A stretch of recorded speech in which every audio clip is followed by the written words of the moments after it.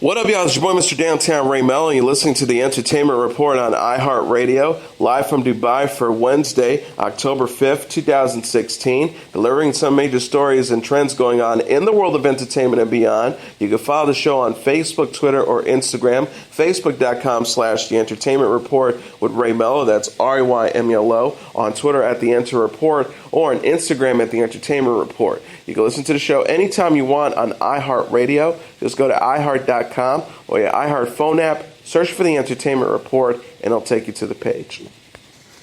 Production has begun on Marvel and Netflix's upcoming action drama series, The Punisher. On-set photos of star John Bernthal as the vengeful and violent vigilante, courtesy of Coming Soon, featured a hooded and bearded Punisher as he walks the streets of New York. The images suggest that the Punisher, a.k.a. Frank Castle, is in hiding following the events of Daredevil Season 2, where he was wanted by police. Joining Bernthal will be Westworld star Ben Barnes, who has been cast as series regular, rumored to be criminal Bobby Saint.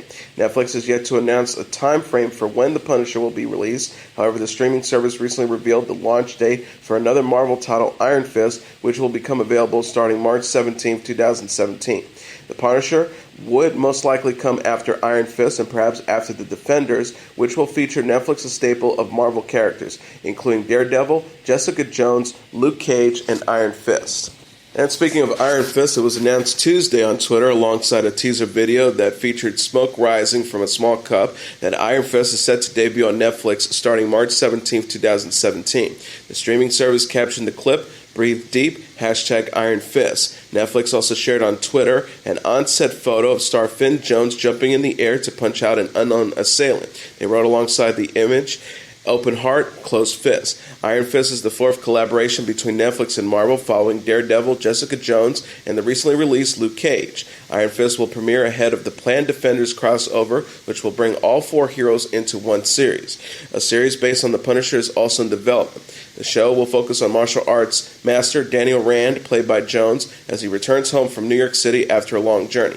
Rand utilizes the mystical powers of the Iron Fist to enhance his ability to superhuman levels in order to fight crime. Jessica Stroup, Tom Phillippe, and Jessica Henwick are also set to star. Mike Colter told Conan O'Brien that Marvel goes to great lengths to make sure that the superhero secrets are safe. Coulter said, "They follow us, you know that right. They follow us, I'm never alone, like even now, someone in the audience works for Marvel." Coulter, who stars as the invisible Luke Cage on Netflix's original series of the same name, told O'Brien that accessing the script is an in-depth process. He says after a while they start putting the scripts on the computer, so if you want to do something, you have to put your fingerprint on there. You have to put a little swab of your saliva in the thing. I mean, that's what you have to do to get the computer to open up. And then you leave it for 10 seconds and it closes again, and you got to do the thing all over again. O'Brien joked, "So you're learning your character literally like 3 lines at a time." Coulter said, "Yeah, that's pretty much how it works." Episodes of Luke Cage are now available on Netflix. And a related story, Luke Cage bad guy Mahershala Ali is in talks to take on another villain role in James Cameron's upcoming film, Alita Battle Angel. Ali, who plays Cottonmouth on Netflix's Luke Cage, will reportedly join the cast as Vector for Cameron's film adaptation of the graphic novels alongside Rose Salazar, Christoph Waltz, Jackie Earle Haley, Ed Sekrin, and Gene Johnson. Alita, which is also adapted into an anime, takes place in the 26th century and follows a female cyborg with no memories of her previous life who was rescued from a dump by a professor and takes on a new career as a bounty hunter. Cameron will produce and Robert Rodriguez will direct the film, which is set to start shooting this month in Austin, Texas. Kristen Stewart flashed a rare smile on the red carpet Monday in New York. The 26-year-old actress was unusually animated as she attended the New York Film Festival premiere of Certain Women at Alice Tilly Hall in Lincoln Center. Stewart, who wore her platinum blonde hair short stunned in a revealing cranberry-colored suit. Twilight star accessorized with a long gold necklace and pointed-toe booties. Laura Dern, Michelle Williams, and Jared Harris were among the other stars to attend the event. The film also co-stars James LaGrosse, Lily Glasgow, and Renee Auberjonois. Certain Women is written and directed by Night Moves Helmer Kelly Reichardt. The film follows 3 women, Stewart, Dern, and Williams, who lead intersecting lives in Montana.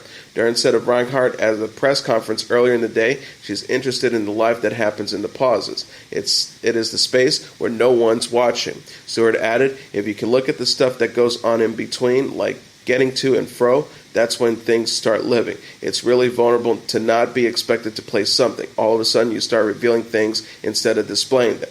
Certain Women opens in theaters October 14th. Stewart is also slated for Personal Shopper with Lars Eldinger, Billy Lynn's Long Halftime Walk with Joel Alwyn, and a Lizzie Borden movie with Chloe Sevigny. Netflix series Lemony Snicket, a series of unfortunate events, released a first teaser trailer Tuesday in anticipation of its January 2017 premiere. Patrick Warburton stars in the preview as Lemony Snicket, while Neil Patrick Harris can be heard as Count Olaf in the distance. Netflix wrote on an official Twitter page, "The world is vast and full of wonders, so on February the 13th of January, please watch something else." Harris added on his own account, "It's underscore unfortunate and coming to Netflix January 13th. The incredibly handsome villain Count Olaf is played by yours truly."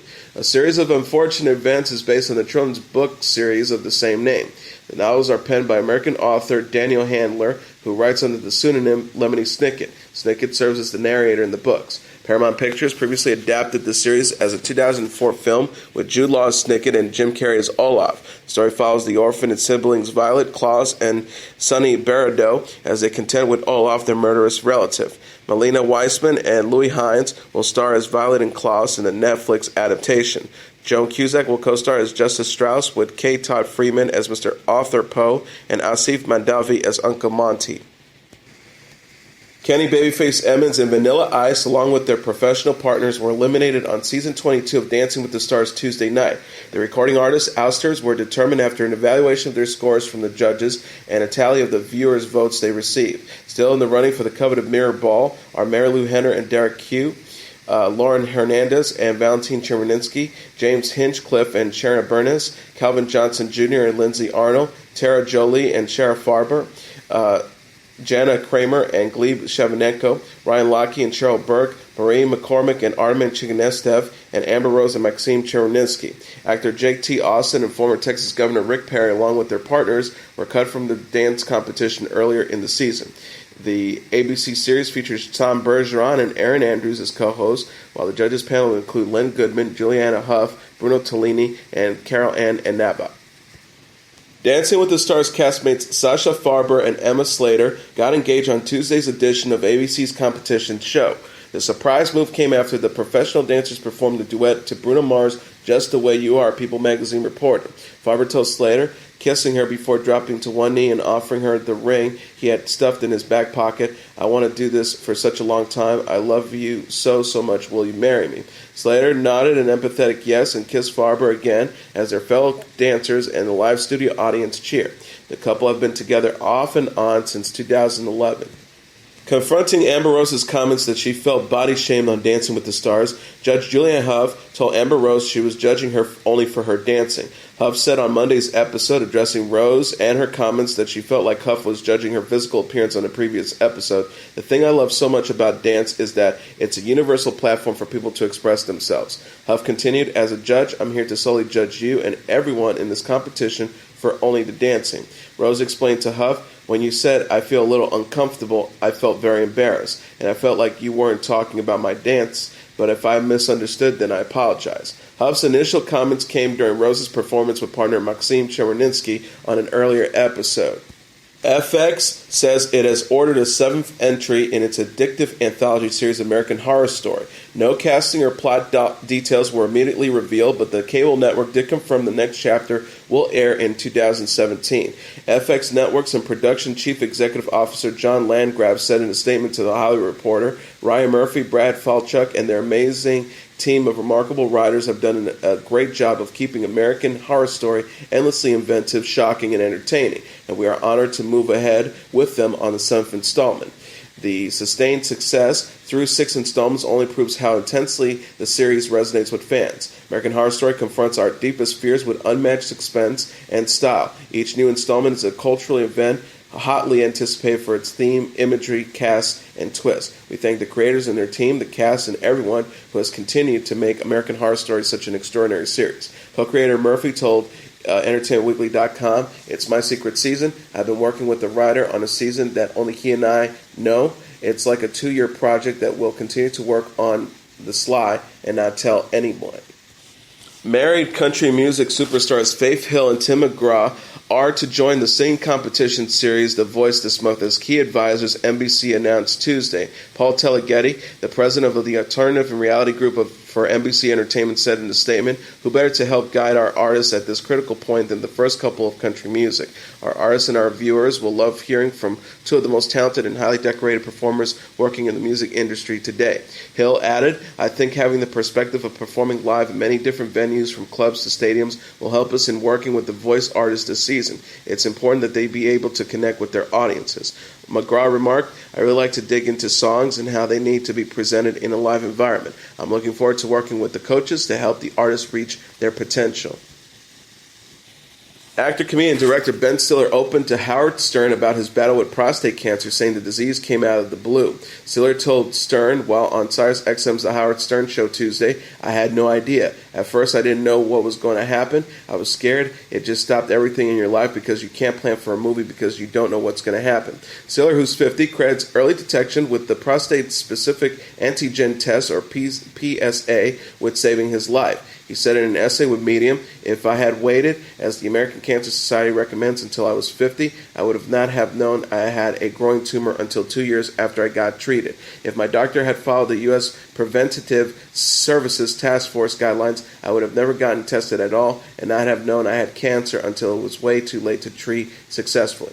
Stiller says, "As of this writing, I am 2 years cancer-free and extremely grateful." Stiller describes the PSA as a simple, painless blood test, which in Stiller's case was ordered as part of his yearly blood work. Stiller said, "This is a complicated issue and an evolving one, but in this imperfect world, I believe the best way to determine a course of action for the most treatable yet deadly cancer is to detect it early." Orange is the New Black star Samira Wiley and the show's writer Lauren Morelli are engaged, Wiley announced on Instagram Tuesday. Wiley posted a picture of the newly engaged couple smiling while Wiley showed off her new diamond ring. Wiley captioned the photo, "Yes, Wiley and Morelli met on the set of the show while Wiley starred as Pussy Washington." Morelli, who was married to TV writer Steve Balisson when she met Wiley, divorced in 2014 after she realized she was gay. Morelli said at the time, "I was married to a man, but I wasn't straight." Wiley's Orange is the New Black character was killed off in Season 4 and now stars on FXX show You're the Worst. Hoda Kotb and boyfriend Joel Schiffman are taking their relationship to the next level. The 52-year-old Today Show host revealed on Monday's episode of her Hoda Kotb Show podcast that she and Schiffman are moving in together. Kotb revealed, "Joel and I are getting an apartment together, so when we went to see it with the measuring tape, it's a little weird to be in your 50s and we're like, hey, we're moving in. It's like your kids." She also added, "I was afraid to tell my own mother that I was moving in with my boyfriend. I know it sounds weird. I've been married. It's like whatever, but it's weird. It's a little odd." Kotb and Schiffman have been together for more than 3 years, but didn't go public with their relationship until January 2015. The television host revealed Schiffman's identity on an episode of Today. She said at the time, "I have to say, I feel some relief, when you feel like you're keeping a secret. I talked to him this morning, and I was like, who cares?" He says, who cares, who cares?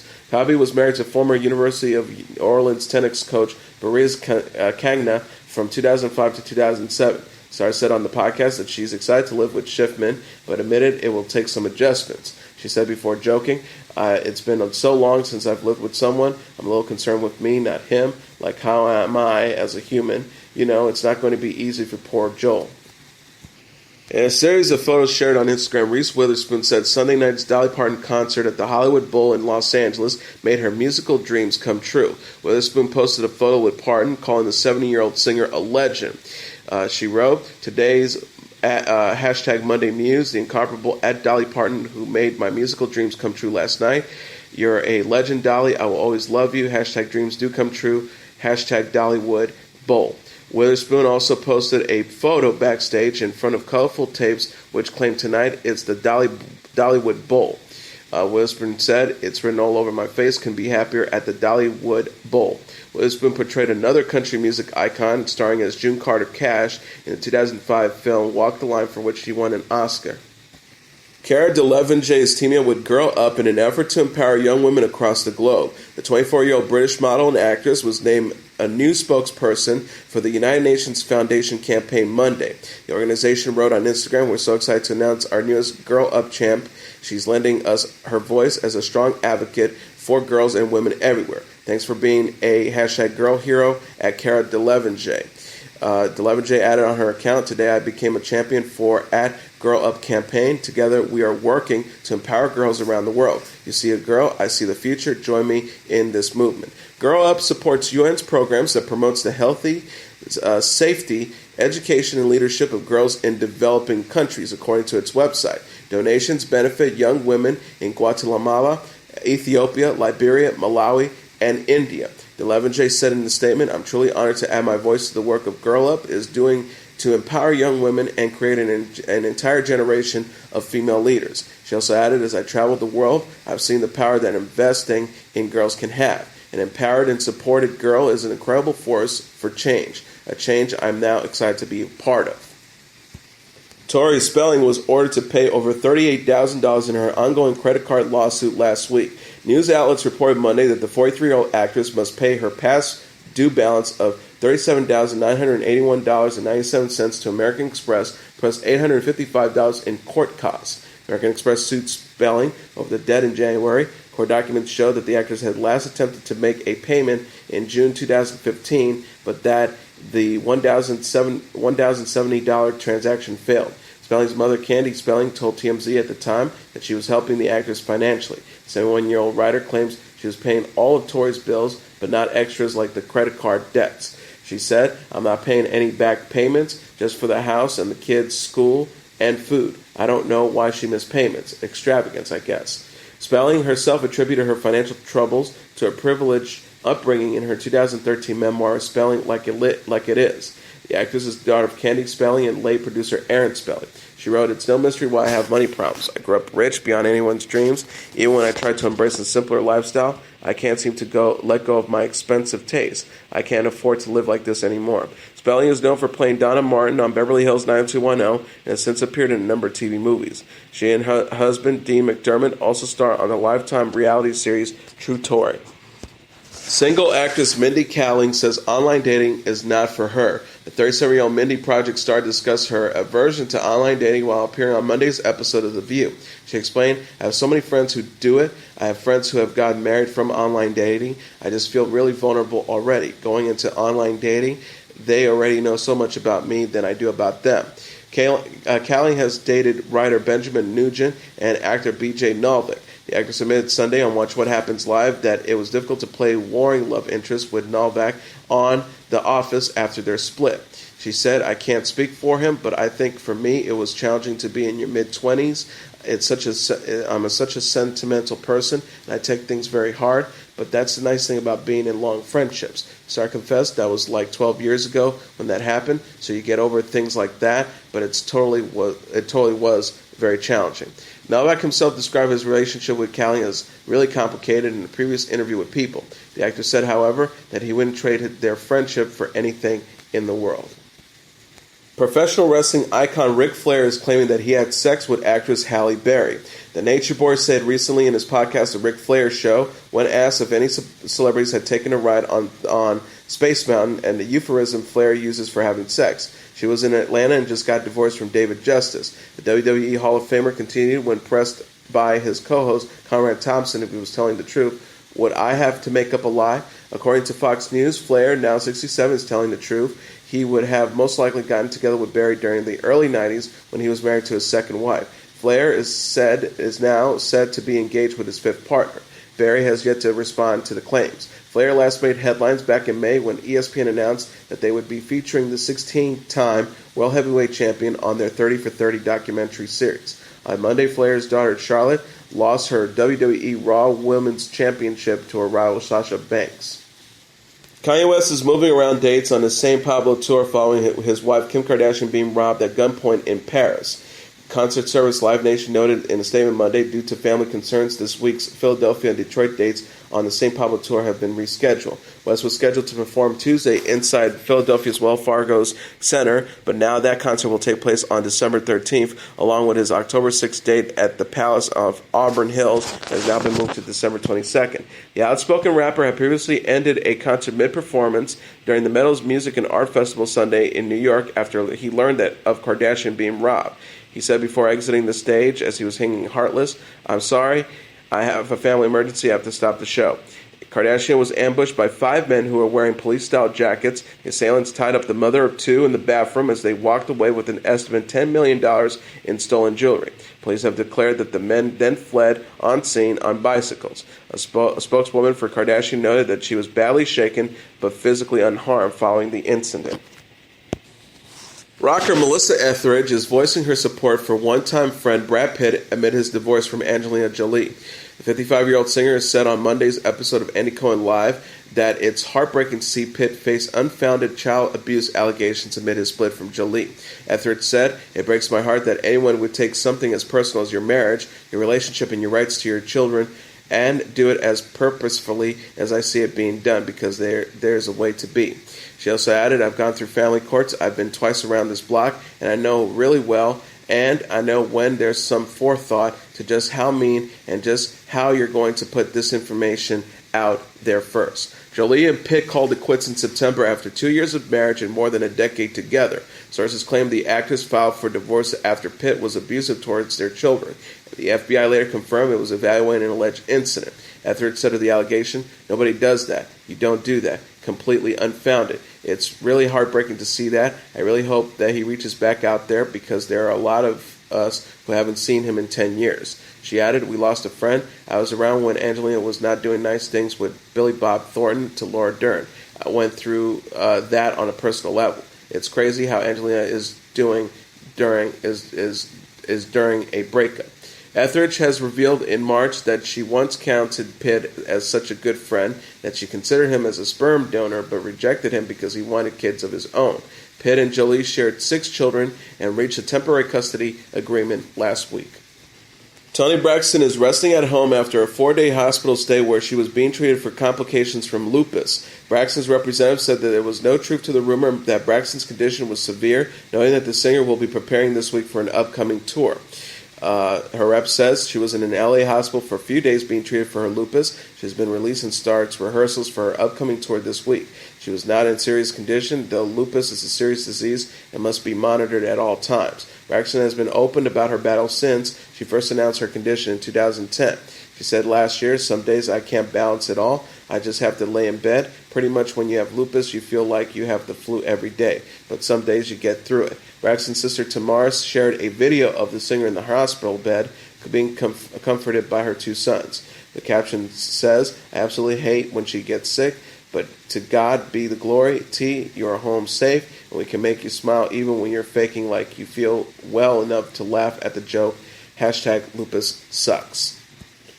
Demi Lovato is calling out Taylor Swift over her reported feud with Katy Perry. The 24-year-old singer accused Swift of tearing down Perry in her song Bad Blood while discussing feminism in the November issue of Glamour. She said of Swift, "I think in certain situations, certain people could be doing more if they're going to claim feminism as part of their brand. I think that having a song and a video about tearing down Katy Perry, that's not women's empowerment." Swift's conflict when Perry began in 2014 when she hinted to Rolling Stone that Bad Blood is about a fellow singer.